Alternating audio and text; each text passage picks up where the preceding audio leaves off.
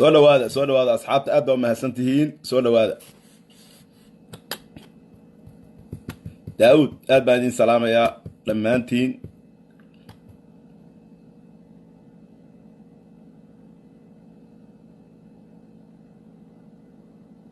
xasan galeer waa ku salaamay soo dhawaada salaan sare daawud aad baan ku salaamay naadeer soo dhawaada kulligiin waa idin wada salaamayaa idinma mid idinma tirin karo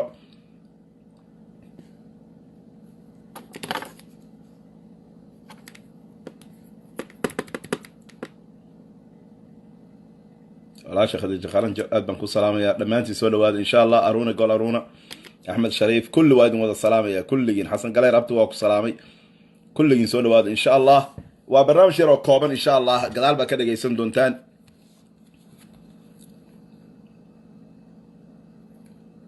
calawaas ayaan calawaas lafa hore soo dhawow ciyaal xaafadda aad baan idin salaamayaa dhammaantiin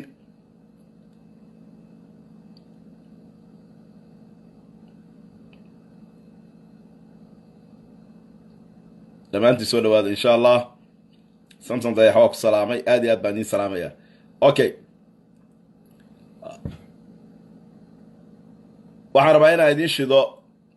galabta waxaa idaacadda fox news ay wareysatay wariye scott jan oo aad wada garanaysaan oo ka ah suxufiga qareenka ah ee powerline block kana hadla mar walba arrimaha ilhaan habeenkii dhaweyn uu madaxweyne donald trump uu siiyey shout out oo aad iyo aad u ammaanay waxqabadkiisii uu qabsaday wariyaha galabta waxaa wareystay idaacadda fox news wuxuuna ka waramayey arrimihii ilhaan oo ay ka mid tahay musuq maasuqa ay ku samaysay lacagtii electionka faroorka oo ay siisay boyfriendkeeda cusub iyo arrimihii immigrationka wariye scott jan waxa uu meesha ka xusay magaca xeerta shiikha iyo waxqabadka ay